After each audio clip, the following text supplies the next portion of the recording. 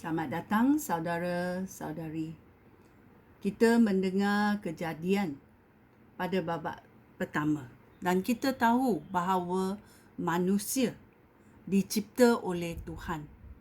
Kita tidak datangnya daripada monyet.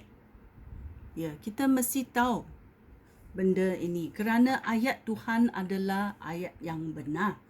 Tuhan berkata pada hari ke-6, Dia mencipta manusia.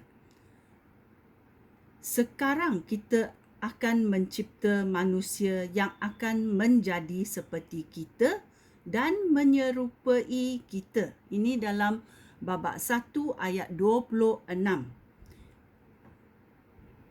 Ini bermaksud kita adalah ciptaan Tuhan.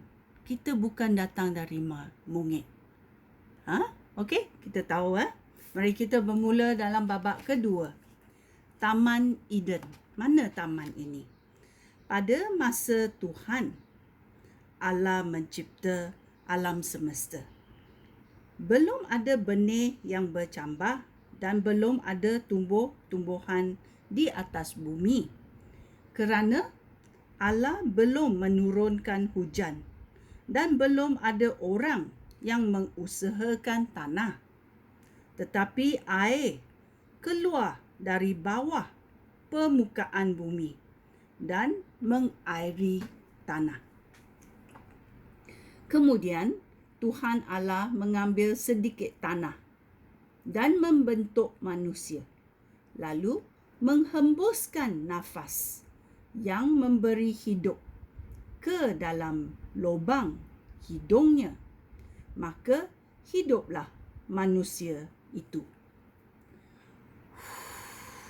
Itulah hembusan nafas yang diberi oleh Tuhan kepada manusia. Selanjutnya, Tuhan Allah membuat taman di Eden, di sebelah timur, lalu menempatkan manusia yang sudah dibentuknya itu di situ.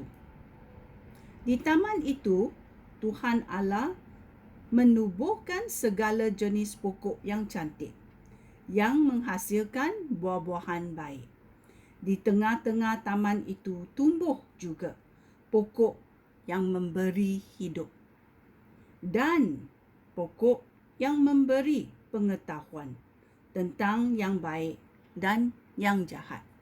Ya, terutamanya kita mesti ingat ada dua pokok.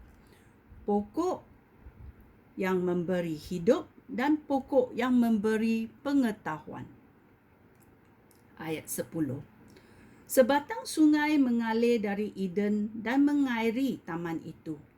Di luar Eden, sungai itu terbahagi menjadi 4 batang sungai. Sungai yang pertama bernama Pison, yang mengalir mengelilingi tanah Havilah. Di situ terdapat emas tulin dan juga wangi-wangian yang sukar didapati, serta batu-batu permata. Sungai yang kedua bernama Gihon, yang mengalir mengelilingi tanah Kus. Sungai yang ketiga bernama Tigris, yang mengalir di sebelah timur Asyo. Sungai yang keempat bernama Efrat.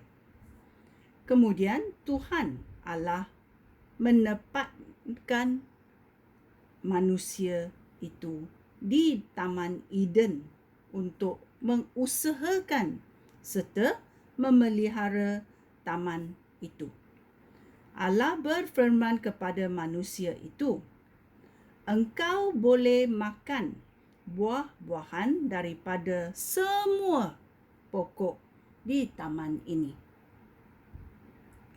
kecuali buah daripada pokok yang memberi pengetahuan tentang yang baik dan yang jahat. Engkau tidak boleh makan buah pokok itu. Jika engkau memakannya, engkau pasti mati pada hari itu juga." Kemudian Tuhan Allah berfirman, "Tidak baik manusia hidup seorang diri. Aku akan menjadikan seorang teman yang sesuai untuk menolong dia. Oleh itu, Allah mengambil sedikit tanah dan membentuk semua jenis binatang dan burung. Kemudian Allah membawa semuanya kepada manusia itu untuk mengetahui nama yang akan diberikannya kepada binatang dan burung. Demikianlah caranya tiap-tiap binatang dan burung mendapat nama. Manusia itu memberikan nama kepada semua binatang dan burung, tetapi tiada satu pun antaranya dapat menjadi teman yang sesuai untuk menolong dia. Kemudian Tuhan Allah menyebabkan manusia itu tidur dengan nyenyak. Sementara dia terlena, Tuhan mengeluarkan satu daripada tulang rusuk manusia itu, lalu menutupnya semula dengan daging. Daripada tulang rusuk itu, Allah membentuk seorang perempuan, lalu membawanya kepada lelaki itu. Kemudian lelaki itu berkata, inilah dia, orang yang sama dengan aku, tulang daripada tulang aku, dan daging daripada daging aku. Aku menamakan dia perempuan, kerana dia diambil daripada lelaki.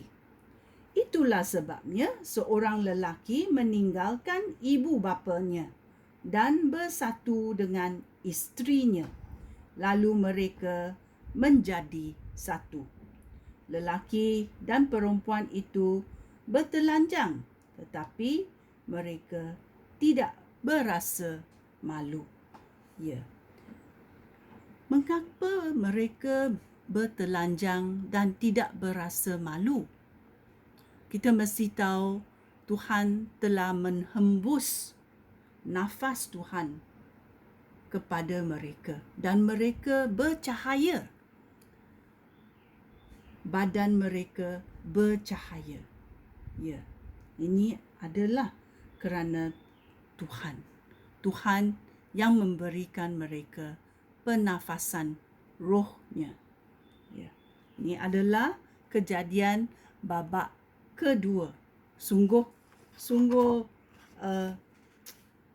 gembira bila kita mendengar cerita-cerita Tuhan. Ya. Sekian, terima kasih. Shalom.